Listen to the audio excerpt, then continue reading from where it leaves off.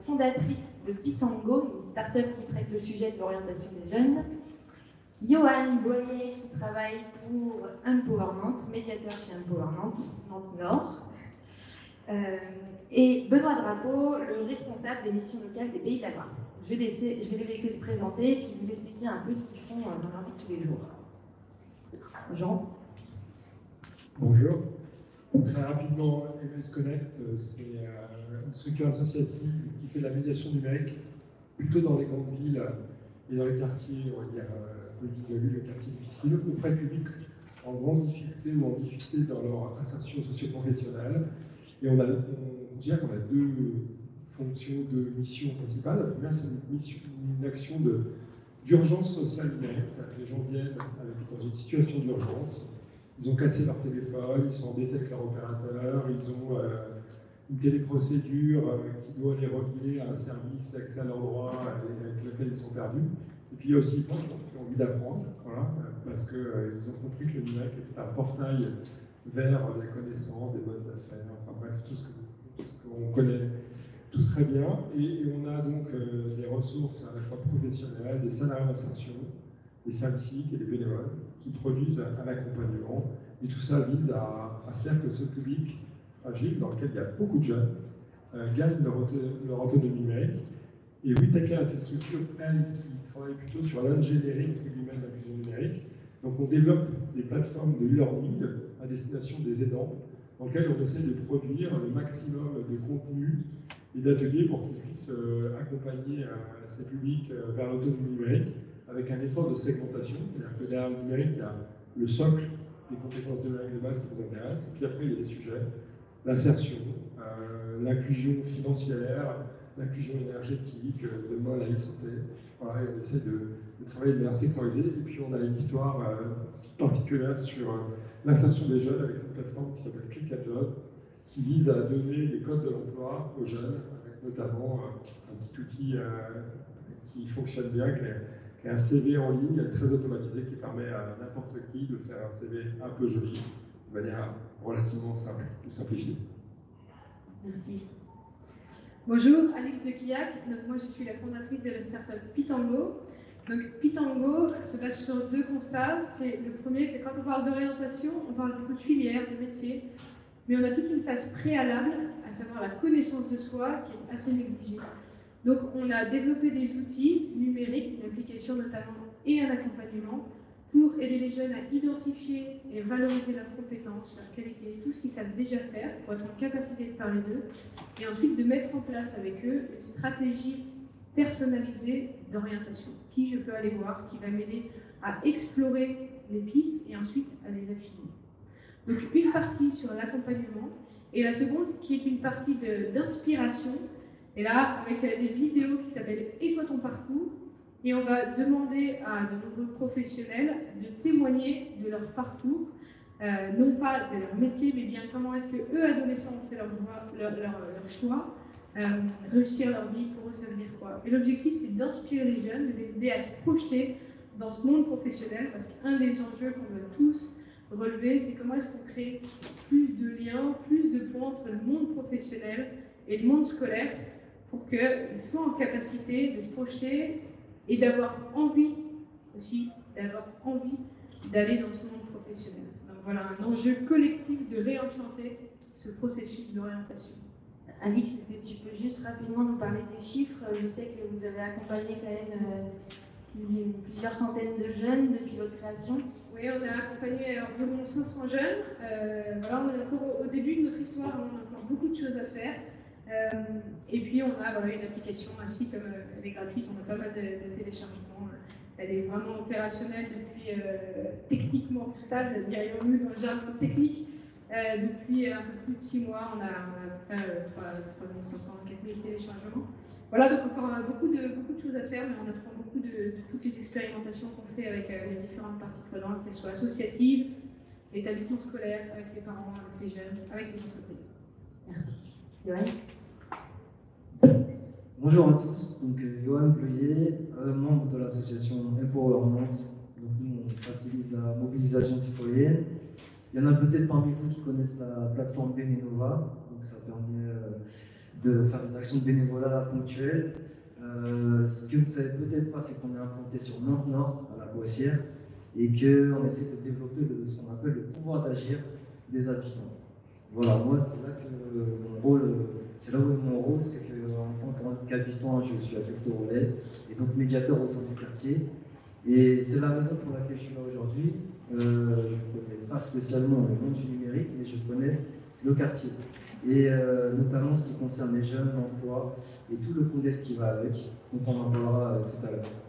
Voilà mon rôle. Merci. Benoît. Donc Benoît Drapeau, représentant du réseau d'émissions locales. Pour vous expliquer le contexte, donc on se rencontre régulièrement au niveau national et on a une délégation en fait, de l'ensemble du réseau national qui est présent en fait, sur les événements Digital Week. Donc j'ai des collègues des autres régions qui sont présents et pour nous c'est vraiment très important de pouvoir à un moment donné passer sur une phase de transformation digitale. On est à ce moment-là.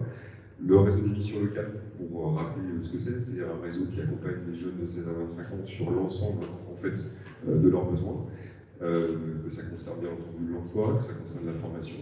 On est un service public en charge de l'orientation de ces jeunes, service public qu'on connaît plutôt particulièrement dans le cadre des collèges ou des lycées à travers les fameux CIO. Nous ne sommes pas des CIO, on est plutôt pour les jeunes, pour l'accompagnement des jeunes qui sont plutôt en phase d'insertion professionnelle. Donc qui ont plutôt quitté l'école et qui à un moment donné doivent repartir sur d'autres voies de formation ou d'autres parcours emploi. Un chiffre qui paraît important, plus d'1,5 million de jeunes sont accompagnés, ça fait un jeune sur 10 de la tranche d'âge de 16-25. Donc on considère qu'on est un acteur important et qu'on peut être nous aussi une plateforme qui nécessite aujourd'hui d'être associé dans une logique d'inclusion numérique pour ce public, d'où la nécessité aussi pour l'ensemble du réseau de travailler avec de multiples acteurs, et donc aussi dire qu'avec Emmaüs Connect, on a pu travailler avec quelqu'un sur ces questions-là dans le développement d'outils tels que ça a pu être appliqué précédemment par Jean-Denis. Ben justement, on va parler de ça. Alors, mon petit doigt m'a dit que vous aviez des projets communs. Est-ce que vous pouvez nous en dire un peu plus, Jean, Benoît?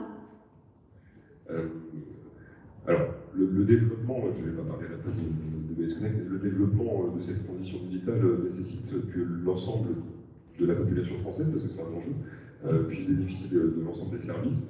Les jeunes sont assez simples d'accès par notre biais aussi, mais il y a d'autres acteurs plus institutionnels ou associatifs qui sont aussi des acteurs indispensables justement à la mise en œuvre de cette politique publique qui vise à l'inclusion numérique. Donc, je pose le problème. Non, en fait, à l'origine, on a fait une étude anthropologique auprès des jeunes et du monde de l'insertion. Et il y a un constat qui est aujourd'hui bien partagé, mais qu'on peut être jeune et avoir des usages numériques très souvent ludiques et cependant ne pas savoir se servir du numérique à des fins propres à son insertion. Voilà, donc on a, sur la base de cette étude, et en collaboration avec l'Union d'émission locale et puis évidemment l'émission locale sur le terrain, on a développé une application dans laquelle il y a des contenus pédagogiques pour effectivement comprendre les métiers. Voilà, et puis arriver à s'orienter au mieux, et avec un focus tout particulier sur la fin de parcours. Effectivement, il faut produire un CV et puis être à l'aise dans des entretiens. Et l'idée, c'est de se dire, c'est que le numérique, si on met l'ensemble de cette pédagogie en ligne et qu'on travaille sur le terrain avec les acteurs qui sont en contact des jeunes, on doit pouvoir, entre guillemets, j'aime pas le mot, mais c'est quand même un peu ça, massifier, en tout cas toucher plus de jeunes dans des conditions qui sont le thème de notre table ronde, dans des conditions plus agiles, puisqu'une partie d'entre eux peut aussi accéder à ces services quand ils le souhaitent. Une dimension qu'on ne mesure pas nécessairement, puisque nous, en tant que professionnels, on l'a vu évoluer. On a fait une enquête il y a à peu près 1 an sur les pratiques numériques des jeunes, mais aussi des professionnels, parce que nécessairement, on évolue. En fait, les jeunes qu'on accompagne, ils ont toujours entre 16 et 25 ans, mais nos professionnels, eux, ils grandissent, ils vieillissent, donc on a aussi besoin de pouvoir, à un moment donné, nous adapter. Et on a bien vu, en fait, l'utilisation des ordinateurs est aujourd'hui très en baisse par rapport à ce qu'on a pu vivre, nous, à nos époques. Et aujourd'hui, en fait, l'information passe par le monde digital, par le téléphone. Or, la question de l'inclusion numérique, c'est aussi la maîtrise de ces compétences assez basiques d'utilisation. D'ailleurs, il existe, je crois, des ateliers pour savoir zipper, ce que j'ai entendu. Nous, à notre époque, on savait faire un zip dans un fichier, mais aujourd'hui, est-ce que nous, en tant que professionnels, on sait utiliser Instagram? Enfin bref, on est dans des mondes qui sont assez assez différentes et on a besoin de mieux connaître nos populations. Donc la question de l'orientation, bien entendu, et de la maîtrise de l'information qui descend via les smartphones, elle est aussi essentielle pour nous aujourd'hui. Et peut-être pour compléter et puis rester bien inscrit dans l'objectif de notre table ronde, il y a un certain nombre de vertus qui sont venues évidemment. D'abord, c'est que le numérique apporte une attractivité. Les jeunes, mais pas que les jeunes, mais les jeunes en particulier, ont un goût particulier pour le numérique et ça constitue une très belle vitrine si on l'utilise avec les codes qui sont les leurs pour les engager plus facilement dans les parcours, dans une formation, d'accompagnement, des formes de pédagogie. Voilà. Ensuite, le deuxième enseignement, c'est que les usages du numérique, l'usage de contenu, mettre ça dans un parcours de formation, on est dans ce qu'on appelle la transition numérique. Et donc, on a travaillé avec les organisations, effectivement, pour que les professionnels puissent être en capacité, évidemment, non plus simplement faire des entretiens en face-face, mais animer les contenus. Donc, il faut avoir la maîtrise de ces outils-là. Et puis, il y a des nouveaux métiers autour de l'animation qui naissent. Et puis, effectivement, après, et on en est là aujourd'hui, c'est que ça ouvre de champs de nouveaux services. Voilà, et on a des réflexions aujourd'hui qui avancent tous les jours autour de qu'est-ce qu'on peut faire en distanciel. Et donc, résorber la problématique de mobilité qu'ont beaucoup de jeunes dès qu'on sort des territoires locaux. Et même d'ailleurs dans certains territoires locaux. Merci. Alors, Alix, on parle de projets en commun, de faire ensemble. Est-ce que tu peux un peu nous raconter ton histoire et puis surtout ta façon un peu de t'intégrer dans cet écosystème de l'orientation et du coup de pousser les jeunes à utiliser la plateforme Pitango? Quand on parle d'orientation aujourd'hui, on sait que c'est un sujet qui est extrêmement délicat et extrêmement complexe parce que notamment on parle de l'adolescence. On peut tous se projeter dans ce qu'on était il y a plus ou moins d'années. Et en fait, il y a énormément de parties prenantes déjà pour parler d'orientation. Il y a les parents, il y a toute la communauté éducative là-dedans, il y a les professeurs, il y a les éducateurs, il y a les entraîneurs, il y a vraiment énormément de personnes finalement qui doivent être impliquées. La première réflexion apportée pour le jeune, qui était vraiment pour nous un point de base, c'est de dire, avant d'aller voir les professionnels de l'orientation, qui font ça très bien, un jeune doit déjà optimiser ce qu'il a à sa disposition, à savoir lui-même, donc apprendre à se connaître, et optimiser son écosystème. Et dans son écosystème, il y a plusieurs référents. Encore une fois, la famille, aujourd'hui les parents, il y a un énorme sujet. Comment est-ce qu'on requalifie le dialogue parent-enfant sur ce sujet extrêmement délicat, encore une fois, de l'orientation? On sait que le dialogue est très compliqué sur ce sujet-là. Comment est-ce qu'on le qualifie? Et comment est-ce que derrière, on peut aussi l'aider à s'appuyer, à s'entourer de nous, ce qu'on appelle sa communauté de confiance. Mais un entraîneur de basket a un rôle immense, potentiellement, pour un jeune dans son orientation, à un moment où peut-être les parents, ce sera plus délicat. Un professeur peut avoir un rôle énorme, quelqu'un, un médiateur, etc. Donc comment est-ce que déjà tout ça, on peut arriver à créer de l'interaction pour qu'un jeune puisse optimiser déjà son écosystème? D'accord? Premier point. Donc ça, c'est nous déjà sur la méthodologie Pitango, où de façon intrinsèque, on a décliné l'approche 360 degrés des bilans de compétences. Je ne sais pas si ça vous parle, mais concrètement, dans l'application, un jeune va répondre à des questionnaires, mes centres d'intérêt, mes types d'intelligence, mes points forts, ma gestion du stress, etc., etc. Et il va pouvoir envoyer ce questionnaire à ce qu'on appelle comme sa communauté de confiance, parents, entraîneurs, cousins, grand-mère, prof de français, qui veut, qui va pouvoir répondre pour lui à son questionnaire. Et la personne, le proche, va pouvoir aussi lui citer des qualités, lui citer des expériences de vie, donc ce qu'il sait déjà faire, ce qui va permettre au jeune de positionner l'image qu'il a de lui-même et d'alimenter ce qu'on appelle son vocabulaire personnel, à savoir, un moment, on va me demander de dire « alors tu veux faire quoi plus tard? Qu'est-ce qui te plaît? Parle de toi ». Voilà, de lui donner des mots pour initier une dynamique, mais déjà en se basant sur qui il est, pour montrer sa spécificité aussi. D'accord? Donc ça, c'est le premier enjeu pour moi, c'est de dire, avant d'aller voir ailleurs, c'est que le jeune, il doit déjà optimiser ce qu'il a à sa disposition. Et ensuite, bien évidemment, cette démarche, elle doit s'inscrire dans un processus et dans un global. Et là-dedans, il y a pas mal de personnes. Il y a les CIO qui ont un rôle hyper important. Alors, ils sont un peu chahutés en ce moment, mais il n'empêche que leur rôle est extrêmement important et qu'ils le font bien. D'accord? Donc, il faut que chaque personne aussi, par exemple, un conseiller d'orientation S'il demande à un jeune, toi t'as envie de faire quoi plus tard? Les jeunes arrivent en disant, je sais pas, globalement ce qui se passe dans 80% des cas, c'est hyper compliqué pour un conseiller d'orientation de lui donner l'information dédiée et personnalisée, parce qu'on parle d'accompagnement personnalisé. Donc si ce jeune a déjà fait une démarche au préalable dans son écosystème, il va être plus prêt à être accompagné de manière hyper impactante par les personnes derrière qui sont à côté. Une personne de la mission locale connaît ce jeune, connaît son boulot, d'accord? Et en plus, il a envie, il a une vocation déjà d'être auprès des jeunes. Donc, comment est-ce qu'un jeune peut aller voir cette personne, cet animateur, ce relais de proximité de façon la plus qualifiée possible pour ensuite aller le plus loin possible, d'accord? Nous, maintenant, en tant que start-up, effectivement, la première chose, c'est qu'on a passé quasiment 3 ans à faire de la R&D avec des profs, etc., pour construire les outils. On a fait beaucoup d'ateliers avec des chefs d'établissement, on a vu 600 jeunes dans des classes, etc., pour être véritablement impactant. Et ensuite, c'est comment est-ce qu'on peut montrer que ce qu'on fait est impactant, mais on n'a pas encore de légitimité, on est jeune, ça c'est une de nos difficultés, bien évidemment, c'est normal. On a une histoire qui est courte, et derrière, continuer à expérimenter avec les relais de proximité pour être toujours plus impactant. Et l'enjeu aujourd'hui, il est là. Et on voit qu'avec les collectivités, avec tout le monde, on va les voir, mais le temps, voilà, il nous faut du temps long pour aussi que ça fonctionne. Donc ça se fera, sans aucun doute, si nous aussi on est bon, et, techniquement et d'un point de vue méthode. Mais il y a une question de temps, et start-up dans la tech, on nous demande d'aller très vite, parce qu'on nous a demandé de l'argent, on nous a demandé, on s'est imposé nous aussi, de développer des choses qui demandent de l'argent, d'accord? Donc on a besoin aussi de faire du chiffre d'affaires.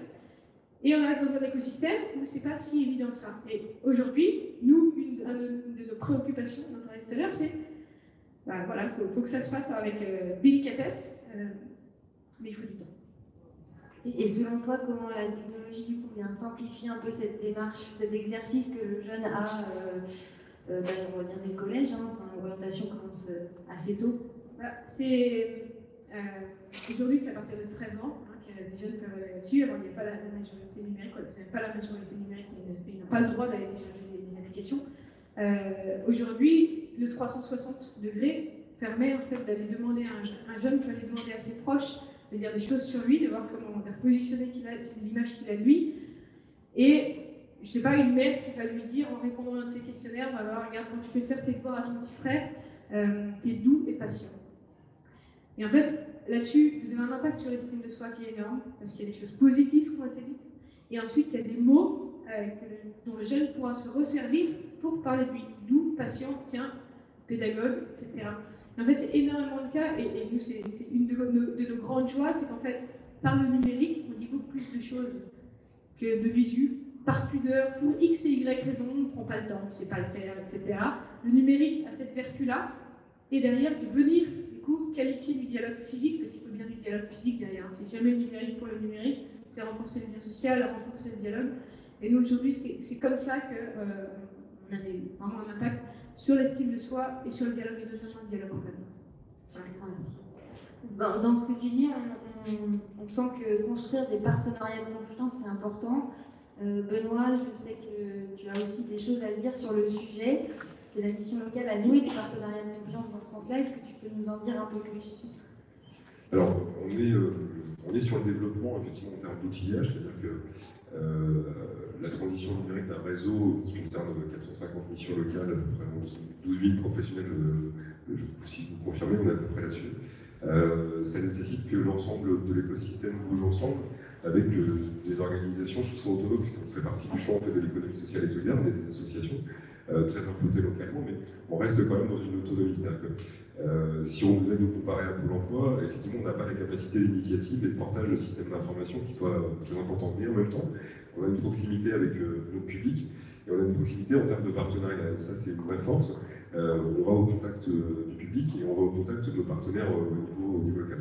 Dans le cadre de notre organisation aujourd'hui, si on doit citer des travaux qui sont presque achevés, on a quelque chose qui peut ressembler à ce que vous faites à Pythagore, mais qui est un peu moins sur un versant identification de qualité, mais qui est plus global en termes d'accompagnement, qui s'appelle Ali. Donc c'est un autodiagnostic du jeune en fait, dans une phase préparatoire à un entretien avec un conseiller donc, du réseau.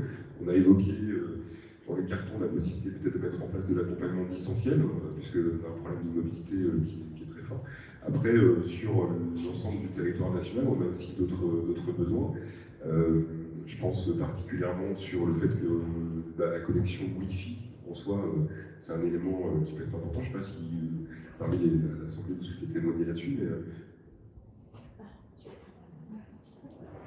c'est interactif avec le public en fait. On a besoin d'un micro. J'en profite pour présenter Laure, qui représente le réseau d'émissions locales de Bourgogne-Franche-Comté. Merci. Moi, je voulais très rapidement, effectivement, la région Bourgogne-Franche-Comté, c'est une région très rurale. On a plus de la moitié de la population qui vit dans des communes rurales. Et donc, quand on parle d'inclusion numérique, d'agilité avec des applications ou des outils en ligne, nous, on s'est posé tout de suite une question qui est celle de l'accès à une connexion Internet. Surtout quand on est sur des publics vulnérables, en très forte précarité sociale, des cohabitants. Très clairement, ils ont tous un smartphone, mais au bout de 15 jours, il n'y a plus de connexion Internet et plus de forfait. Donc comment on fait pour rendre ces outils accessibles à ces jeunes? Donc effectivement, on a un vrai sujet d'accès à des connexions Internet quand on est en milieu rural, où parfois la mission locale est le seul service public de l'emploi à proximité, et où il n'y a pas très clairement de grandes marques de fast-food qui proposent le Wi-Fi gratuit. Donc c'est pour nous un vrai enjeu aujourd'hui que d'arriver à proposer des services d'accès à une connexion Internet pour que les jeunes aient accès à l'ensemble des outils qui peuvent être évoqués aujourd'hui. On a aussi la nécessité de créer effectivement une logique de laboratoire au sein de nos modalités de fonctionnement.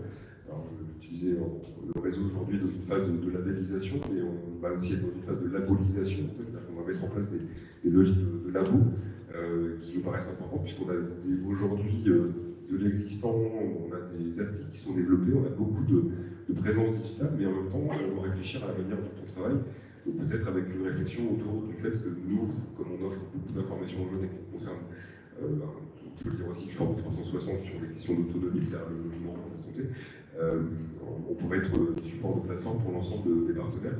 Donc voilà, on a des questions qui sont assez importantes. Donc parmi les projets, vous comprendrez qu'on n'en manque pas. Il y a aussi le fait de développer des CV vidéo avec les jeunes qui nous paraissent intéressants, puisque là, ils ont plus l'habitude que nous de se mettre en image. Voilà un peu pour les chantiers en cours. Merci. Est-ce que sur ces premiers échanges, il y a peut-être des personnes qui veulent, il y a des questions, des remarques ou des apports N'hésitez pas, en tout cas, on est aussi là pour du coup interagir avec vous. Johan, je pense que tout ça, ça te stimule, permet de répondre sur certains sujets. Moi, j'ai un peu discuté avec toi et ta vision des choses sur les quartiers, notamment. C'est quelque chose que je trouve intéressant. Est-ce que tu peux nous en parler un peu plus et comment est-ce que toi, tu appréhendes en fait tout ce qu'on vient de se dire? Alors, en effet, je peux rebondir sur pas mal de choses. Pour commencer, je pense que je ne vais rien vous apprendre en vous disant qu'il y a un sentiment d'abandon très fort dans les quartiers. Vous avez tous entendu parler dans les journaux, les faits divers, des événements qui se passent en ce moment dans les quartiers. Ce qu'il faut savoir, c'est essayer d'avoir une vision globale, en fait, de voir que tout est lié, tout est imbriqué. Alors, je vais m'expliquer. Concernant le numérique, quand on habite dans un quartier et quand on va dans le centre-ville, on voit en fait qu'il y a un élan qui naît à Nantes. On voit toutes ces startups qui se créent, on entend parler, on voit que la ville de Nantes grossit, qu'il y a vraiment tout un attrait autour du numérique et que la ville prend une dimension qu'elle n'avait pas avant. Et puis, quand on rentre dans son quartier, on voit l'inverse, on voit que ça régresse, on voit qu'il y a plus de pauvreté, il y a plus d'insécurité et on sent que concrètement la fracture grandit. Alors je comprends quand certains parlent de fracture numérique, mais par rapport à l'urgence sociale, moi je parle de fracture sociale. En fait, c'est pas les gens n'ont pas accès, ça va au-delà de tout ça. Et je pense qu'il faut essayer de voir le problème dans toute sa globalité. Je m'explique. Moi, mon travail, c'est d'être médiateur. Donc, au quotidien, j'essaie d'accompagner les gens de façon individuelle dans leurs problèmes. Et puis, En faisant ça, en fait, ils me font part des vrais problèmes, pourquoi ils sont venus. Ils viennent peut-être pour quelque chose de léger, un problème de courrier, un problème à la CAF, un problème de voisinage. Et puis en discutant avec eux, en faisant le lien, on discute de sujets beaucoup plus graves. Et on voit cette fracture, et j'ai pas envie, je vois l'opportunité qu'il y a avec le numérique, et j'ai pas envie qu'une fois de plus les quartiers ratent le wagon. J'ai envie que Port-de-France soit dans ce wagon. Pourquoi je vois ces métiers, ce domaine en fait où on recherche des gens. J'ai bien compris qu'on recherchait des gens, qu'il y a un creux, de la pénurie. On parle de pénurie, on cherche des développeurs, on cherche plein de choses. Et puis je vois le quartier de Maintenance, c'est le quartier où il y a le plus de chômage. Donc, si on suit une certaine logique, il y a de la demande, il y a de l'offre. Pourquoi ça ne marche pas? Et on s'est penché sur cette question avec mes collègues, pourquoi ça ne marche pas? Et ben, je pense que c'est un peu pareil que le problème de la faim dans le monde. Il y a des gens qui meurent d'obésité, de trop manger, des gens qui meurent de faim. Comment ça se fait? Pourquoi on n'arrive pas à trouver des solutions? Et il y a des fondations, par exemple, qui viennent dans le quartier pour essayer de trouver des personnes, des jeunes, pour les former au métier du numérique, qui ne trouvent pas ces jeunes. Il y a des jeunes qui viennent me voir, qui cherchent du travail. Donc, je présente les jeunes fondations. C'était censé marcher. En fait, non, c'est beaucoup plus compliqué que ça. Parce qu'on ne parle pas le même langage, on n'a pas la même culture. Il faut savoir que le monde du numérique, c'est un monde en fait, qui paraît élitiste. Pas pour les gens de quartier, pour tout le monde. Voilà, je sais que la plupart d'entre vous, vous êtes dans ce domaine. Mais sachez que pour une personne lambda, en fait, pour nous, une réunion ou un tableau de bord, c'est une réunion, c'est un tableau de bord. On n'emploie pas des mots anglais, on parle normalement. Ça fait sourire, mais ça fait très élitiste. Donc du coup, quand je présente ces jeunes qui veulent changer de vie, je vous dis clairement, quand je leur parle de formation dans le numérique, ils me disent oui à 100%, parce que tout le monde veut changer de vie. Personne ne veut continuer le fameux schéma des métiers, de la propreté, de l'usine, des chantiers. Pourquoi? Parce qu'on a vu de nos yeux nos parents user leur santé dans ces métiers. C'est les métiers qu'on ne veut pas faire. Mais c'est les métiers qui recrutent. Et je pense que le numérique recrute, d'après ce que j'ai compris. Donc on essaye maintenant d'instaurer une culture du numérique dans les quartiers. Et il faut savoir que dans les quartiers prioritaires de Nantes, ça représente à peu près 55 000 personnes. Autrement dit, la ville de Cholet. Je pense que dans ces 55 000 personnes, on peut trouver les futurs développeurs ou autres de demain. On a essayé dans le quartier de lancer, vous savez, des ateliers de codage. Ou ce genre de choses, c'est un exemple, l'atelier de codage, mais c'est qu'en fait, pour que les gens, quand ils postulent dans ce genre de travail, quand ils vont voir les formations, ils aient de la matière, ils connaissent un peu cette culture, ils aient de quoi parler, et qu'ils ne fassent pas ces formations par défaut d'autre chose, et peut-être parfois trop tôt. Donc, c'est quelque chose qu'il ne faut pas rater, sinon, comme je vous disais tout à l'heure, la fracture va se creuser vraiment beaucoup plus. Il suffit de venir dans les quartiers en fait, pour se rendre compte de ça. Il y a une rupture qui est très forte. Avec, par exemple, les missions locales, on sait qu'il y a des gens qui n'y vont pas, ils n'ont rien de personnel contre la mission locale. Mais à force d'enchaîner les déceptions, en fait, on perd toute confiance en soi et on estime qu'on n'est pas digne en fait, d'aller dans ces endroits-là. Et personnellement, moi, en tant qu'habitant et médiateur, j'aimerais inverser les choses. J'aimerais qu'on crée des nouvelles élites dans le quartier. Dans le quartier, les élites qui sont en place ne sont pas les bonnes. Vous le savez, je vous parlais de trafic, etc. Mais il faut voir en fait à quel point le trafic est impliqué dans la vie du quartier. Ça va très vite. Il peut y avoir un garçon de 10 ans qui mange un jour sur deux. Parce qu'il y en a, c'est quelque chose, c'est la misère sociale du quartier, c'est une réalité. Il y a des gens qui mangent vraiment un jour sur deux. Il va être plus sensible en fait à être grainé dans le trafic dès l'âge de 10 ans. Pourquoi? Pour s'acheter à manger. Et en fait, une fois qu'il est dedans, on ne peut plus l'enlever. Pourquoi? Puisqu'il y a la raison financière. À partir d'un moment où un enfant gagne plus d'argent que ses parents, que ses éducateurs, que ses profs, l'autorité, c'est différent et c'est trop tard. Et je pense qu'il faut miser sur l'avenir, il faut miser sur des nouvelles élites. Il y en a déjà eu dans le quartier, vous connaissez tous Mounir Belamiti, on parle de lui en tant que député, etc. Mais c'est quelqu'un qui vient de Nantes-Nord et qui a monté sa boîte dans le numérique et qui aujourd'hui en fait devrait être plus valorisé, je pense, aux yeux des gens du quartier. Malheureusement, dans le quartier, personne ne connaît Mounir Belamiti. Je vous jure que c'est vrai, personne ne le connaît. Pourquoi? Parce que il fait partie de cette élite. Donc il faut qu'on se familiarise avec ça et qu'on arrête de... Je ne veux pas dire qu'on se met des bâtons dans les roues, mais je pense qu'on n'est pas assez ambitieux là-dessus. Et le numérique est une opportunité pour que les quartiers se développent. En développant les futures élites, eux-mêmes trouveront des solutions aux problèmes des quartiers, puisqu'ils les connaissent. Ils auront un moyen d'agir sur leur environnement. C'est ce que j'essaie de faire dans ma profession. C'est pour ça que je fais ce travail. C'était pour avoir un impact sur mon environnement. C'est ce qu'on fait avec Empowerment. On appelle ça le pouvoir d'agir, comme je vous ai dit tout à l'heure.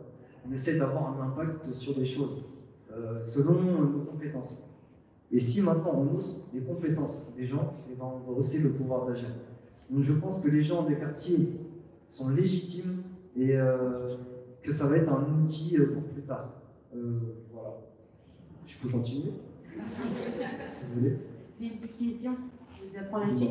Comment on parle du coup, tu nous parles de désintéressement de la part des jeunes, de toutes ces structures d'accompagnement d'emploi. Donc là, on va en profiter, hein, on a des représentants des deux côtés. Comment ces plateformes que vous avez réussi à mettre en place, ces projets communs, selon vous, comment est-ce que ça peut répondre à cette problématique-là? Moi, je pense qu'il faut s'appuyer sur l'appétence. En fait, cette appétence pour le numérique. Et si on sait effectivement, comme le Johan, s'adresser avec les codes qui sont les leurs, voilà, et donc co-construire avec eux des programmes qui, permettent d'amener une information jusqu'à chez soi, jusqu'à son mobile, voilà, parce que même si l'équipement coûte cher, il y a quand même des taux d'équipement qui nous permettent de toucher massivement le public. Ensuite, on peut mettre en ligne des contenus de travail portés par des médiateurs, mais aussi qui peuvent être travaillés en direct. Et enfin, il y a quelque chose qui est très important avec le digital, c'est que ça permet de créer du lien avec des professionnels du social, mais aussi, on se pose la question, interfacer avec les entreprises, mais aussi créer du lien directement avec les entreprises. Et c'est en cela que ces plateformes, pour autant qu'on apprenne à les utiliser, voilà, de manière intelligente aussi, il ne s'agit pas d'être des forcenés du digital, il faut aussi beaucoup de médiation et beaucoup de présence locale. Ils peuvent être un levier, voilà, pour toucher plus directement avec les codes de ces personnes et leur offrir des services de manière beaucoup plus accessible. Je suis d'accord avec ce que tu dis. Il y a aussi tous ces outils que, vous savez, par exemple, tout ce qui est administratif, tout ce qui est dématérialisation. Vous n'êtes pas sans savoir qu'il y a beaucoup de gens dans les quartiers qui sont noyés là-dedans avec le système déjà normal. La CAF, les impôts, il y en a qui sont déjà noyés. Donc le fait de passer au numérique, et s'ils ne maîtrisent pas c'est quoi du numérique, donc tout à l'heure je vous parlais de culture du numérique pour les jeunes qui veulent bosser dedans, mais pour ceux qui ne veulent pas bosser mais juste utiliser ces outils, ils ont besoin aussi de cette culture. Donc c'est ce qu'on peut appeler la fracture numérique, si vous voulez. Mais ils ont besoin de ça, sinon quand ça va être obligatoire, ils vont faire une croix totale sur les démarches. Vous voyez, quelqu'un qui est déjà noyé sous les dettes ou sous ces choses-là, si on lui dit que maintenant il faut qu'il aille sur telle application et mettre ses ressources trimestrielles, il va faire une croix dessus complète. Ça va creuser un fossé encore plus grand. Donc à tous les niveaux, je pense qu'il faut instaurer cette culture dans les quartiers, par crainte d'augmenter la fracture, mais aussi par souci de pouvoir la réduire. Voilà. Deux choses assez succinctes. De manière générale, pour les jeunes, c'est la question de l'accès à l'information via le support digital. En fait. C'est-à-dire que je pense que là, il y a un enjeu essentiel. C'est eux qui, aujourd'hui, font qu'il y a des applications qui sont développées, qu'il y a des marchés qui sont mis en place. Et pour l'ensemble de la population, mais aussi des professionnels, il y a un enjeu à être présent dessus pour pouvoir, à un moment donné, effectivement, donner de l'information et de la bonne information. Cette information, elle n'est pas simple à capter, à identifier, et il y a sans doute besoin effectivement de pouvoir utiliser les différents réseaux, qu'ils soient associatifs, qu'ils soient celui des missions locales, même si il n'y a pas forcément la volonté de franchir la porte. On peut tout à fait imaginer que des acteurs donnent de l'information sur les supports digitaux des jeunes, sans forcément aller dans une mission locale. Vous voyez, on peut être sur des formats comme ça. Je pense qu'il y a à réfléchir à ça. Et puis, de manière plus générale sur les questions d'orientation, il y a quand même beaucoup de métiers qui disparaîtront, d'autres qui vont apparaître. Il y a un besoin essentiel aujourd'hui de pouvoir se projeter et de pouvoir bien comprendre les compétences qui seront nécessaires demain. Et ces compétences, elles passeront aussi par la capacité à pouvoir bien maîtriser ces compétences numériques. On ne pourra pas faire sans demain. On l'évoquait, hein, même quelqu'un qui fait le ménage peut utiliser à un moment donné son téléphone pour dire à quelle heure il arrive et à quelle heure il part. Donc des choses comme ça. Mon infirmière qui me fait mes soins en ce moment prend des photos de ma plaie tous les jours pour faire le suivi d'ailleurs. Merci Benoît. Alors Alix, moi j'ai une question. Donc on a parlé du rôle de la technologie important, en tout cas dans l'orientation des jeunes, plus largement dans l'insertion des jeunes, vous l'aurez compris. Est-ce que la technologie a juste un rôle de mise en relation, ou est-ce qu'on doit essayer d'aller voir plus loin et selon toi, comment on peut faire mieux ou plus? Je pense que c'est une question d'appropriation déjà, qui a été beaucoup évoquée, de dire qui s'en sert. Je pense que le premier point, le connecteur, c'est effectivement la mise en relation pour aller plus loin. C'est un peu compliqué d'y répondre puisque ça dépend vraiment de l'utilisation et du cas précis. Je pense que notre application doit avoir une utilisation bien précise. Okay, c'est identifier et valoriser tes compétences à la tête des proches. D'accord? Donc elle vient dans un processus à un moment précis. Ensuite, il faut passer à d'autres acteurs qui eux-mêmes peut-être auront des plateformes pour découvrir des métiers, X, Y, tout ce que vous proposez, faire de l'e-learning. Donc il y a un sujet de comment on met en relation déjà les personnes entre elles, mais aussi les plateformes entre elles. Et donc une question aussi de lisibilité de toutes les applications, plateformes disponibles. En fait, il y a plusieurs réponses dans cette question. Nous, par rapport à la mise en relation et l'impact qu'on voit de nos services, c'est vraiment de se dire que le digital, dans notre cas, permet de citer des qualités, de citer des expériences de vie, en fait, de qualifier du lien, de dire des choses positives qui derrière viendront qualifier un dialogue physique. Donc ça c'est le cas Pitango. Après on voit beaucoup de plateformes qui mettent en lien des professionnels avec des jeunes. Il y a il y a énormément d'applications possibles. On a une question.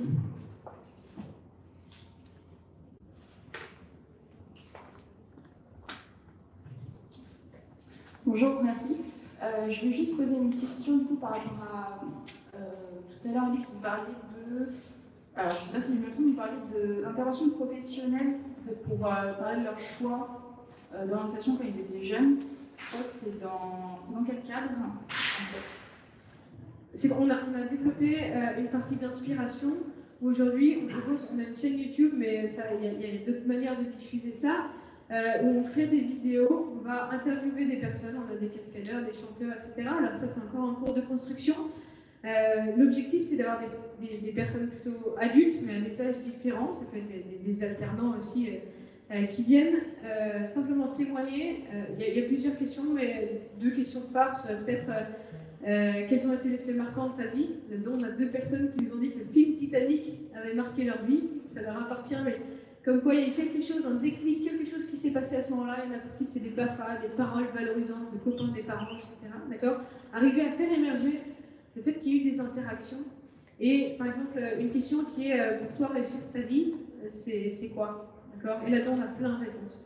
Et en fait, on voit que ce témoignage de parcours, c'est quelque chose d'assez intime, qui est d'ailleurs très difficile, cet exercice, permet, quand on montre cette vidéo par exemple devant une classe ou devant un groupe de jeunes, de faire rebondir les jeunes sur ces sujets-là, qui sont des sujets de fond et qui sont extrêmement importants sur la capacité à prendre des choix.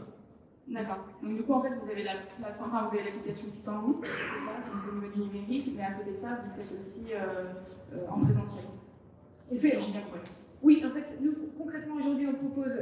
L'application, elle est gratuite, donc n'importe qui peut y aller. Et derrière, on propose de l'accompagnement, soit via les relais de proximité, professeurs principaux, associations, etc., où là, on leur propose des outils pour accompagner les jeunes. Soit nous, on peut accompagner en direct des jeunes en visio, en présentiel ou via des ateliers. D'accord? Et on a une autre activité qui est celle de l'inspiration, où là, on va voir notamment des entreprises ou des dispositifs qui vont proposer à des personnes de témoigner de leur parcours. Et ces témoignages, derrière, vont venir inspirer tous ces jeunes accompagnés et vont être source de dialogue et d'échange. D'accord, merci beaucoup. Merci. Est-ce qu'on a une autre question? Donc on revient un peu sur ce que disait Johan tout à l'heure, le rôle des élites et les rôles modèles. Est-ce qu'on va bientôt arriver à la fin de cette table ronde? Est-ce que quelqu'un veut ajouter quelque chose?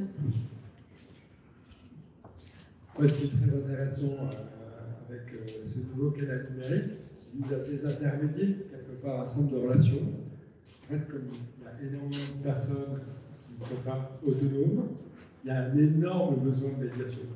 Voilà. Et donc, pour accompagner cette transition ou on va dire, cet essor numérique, aujourd'hui, il y a énormément de travail à faire pour accompagner les personnes vers l'autonomie, que ce soit d'ailleurs en mode coup de pouce ou sur des formations, jusqu'à des formations qualifiantes. Et donc, on fait nous une invitation à venir renforcer le tissu associatif local.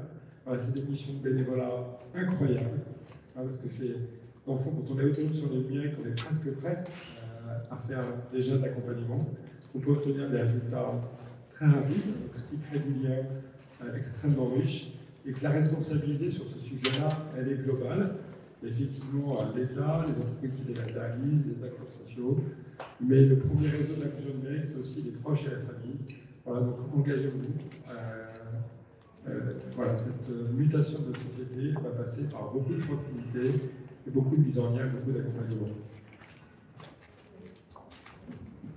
Et juste un point sur le fait de réenchanter l'orientation, et ça c'est vraiment un jeu qui est collectif. C'est qu'aujourd'hui, quand on parle d'orientation, globalement, si je vous pose la question, vous individuellement, vous allez plus avoir une moue qu'un souvenir positif. Et je pense qu'on a vraiment un enjeu collectif de se dire, aujourd'hui les jeunes se disent, l'orientation égale qui est-ce qui va m'accepter plus tard. C'est terrible de réfléchir comme ça sur le monde, sur l'avenir. Parce qu'il y a quand même un enjeu de se dire, en fait, le monde, je suis quelqu'un de bien déjà, je suis unique, et le monde a besoin de moi parce que je vais apporter ce que je suis, à ma mesure, etc. Et c'est hyper, et ça c'est collectif en fait. Et ça passe déjà dans les familles, comment les parents, comment nous, professionnels, parents et autres, comment est-ce qu'on parle aussi à nos enfants le soir au dîner ou à n'importe quel moment de nos boulots, de ce qu'on vit dans le monde professionnel, est-ce qu'à un moment c'est quelque chose où j'ai ma place, ou est-ce qu'en fait c'est juste quelque chose de compliqué à vivre. Et je pense qu'il y a déjà plein de choses à faire collectivement et très simplement pour en faire quelque chose de positif et une opportunité. Merci. Johan, Benoît, est-ce que vous voulez un dernier petit mot pour la fin? Je dirais que le numérique constitue une des rares opportunités, des rares portes de sortie qu'on présente aux jeunes des quartiers. Il faut savoir la saisir et l'exploiter. Voilà, je pense que ne pas le faire, ne pas donner cette opportunité aux jeunes des quartiers, ne pas le faire, ce serait peut-être contribuer à quelque chose d'encore plus mauvais. Donc voilà mon point de vue sur la question. Il me semble que tu as un projet en tête pour ton quartier. Qu'est-ce que c'est? Est-ce que tu peux rapidement... Le projet, il évolue constamment, mais comme je vous disais tout à l'heure, suite à cette différence en fait, de culture, en fait, essayer d'instaurer cette culture numérique dans les quartiers, ce ne serait pas forcément que dans notre quartier à Nantes, ce serait dans tous les quartiers. Essayer de créer un espace, un endroit où à la fois les professionnels et puis les habitants qui veulent avoir un projet dans le numérique puissent se rencontrer. Et puis ça éviterait que les fondations, par exemple, viennent dans les quartiers sans savoir en fait où mettre les pieds, sans connaître les jeunes, tout simplement. Et puis, en fait, je ne vois pas pourquoi ça ne pourrait pas marcher. J'attends qu'on me dise. Je ne vois pas pourquoi ça ne pourrait pas marcher, à moins qu'on ne le veuille pas. Mais sinon, c'est une chance énorme pour les quartiers. Comme je vous disais tout à l'heure, il ne faut pas rater ce wagon. Donc voilà, soyez attentifs, c'est à suivre, tous ces projets sont à suivre. Et je vous donne un petit exemple. Tout à l'heure, on parlait de mon collègue Laurent, que je salue, en plein milieu de la salle avec son verre en plastique. En fait, on essayait de jouer aussi sur le symbole. C'est vrai qu'il y a une dimension économique, enfin il y a beaucoup de dimensions, mais sur les symboles, vous voyez, je vous disais tout à l'heure que pour certaines personnes, il y avait une rupture avec les missions locales. Pourquoi, par exemple, ne pas organiser ces ateliers de codage dans les missions locales, mais le soir, enfin, quand la mission locale est fermée, enfin, vous voyez ce que je veux dire? On peut en fait réinvestir des endroits et dans la symbolique, en fait, faire des liens. Voilà. Je vous en dirai plus quand je serai plus. Pour l'instant, je suis en infiltration et voilà, j'aime pas trop faire ça. J'aime pas me placer en tant qu'ambassadeur des personnes de quartier parce que c'est très réducteur, figurez-vous. Mais aujourd'hui, je le fais puisque j'ai compris une chose en fait en faisant toutes ces réunions, c'est que finalement, il ne faut pas attendre que le numérique vienne à nous. Il faut que les quartiers, en fait, nous, on fasse ce pas vers le numérique. On se forme et qu'on parle le langage. Et je pense que si on attend l'inverse, on va attendre très longtemps, comme la plupart des opportunités qui auraient pu aider les gens des quartiers. Voilà. Je vais essayer de faire la synthèse, du coup, afin de réenchanter l'orientation. Mais ça, j'en suis effectivement sur l'intérêt de pouvoir ouvrir les portes. Alors, ce sera la mission locale de Nantes, sans doute, qui sera concernée. Je crois que pour nous, effectivement, au niveau des réseaux d'orientation, il y a un enjeu d'information régulière et en dehors du principe, comme tu l'as dit, d'ouverture ou de fermeture. C'est-à-dire que le digital, c'est du 24-24, en fait. Donc, ça a cet intérêt de pouvoir recevoir tout le monde. Et puis, il y a nécessité peut-être de sortir à la fois des quartiers, mais je pense aussi aux jeunes ruraux qui, eux, ont du mal aussi à venir chercher l'information. Donc, voilà, c'est un nouveau challenge aussi. Super. En tout cas, je vous remercie tous les quatre pour votre présence cet après-midi. J'espère qu'on a répondu à vos questions. Et puis, n'hésitez pas, je pense qu'on reste là encore sur l'événement. Donc, si vous avez des questions, n'hésitez pas. Merci.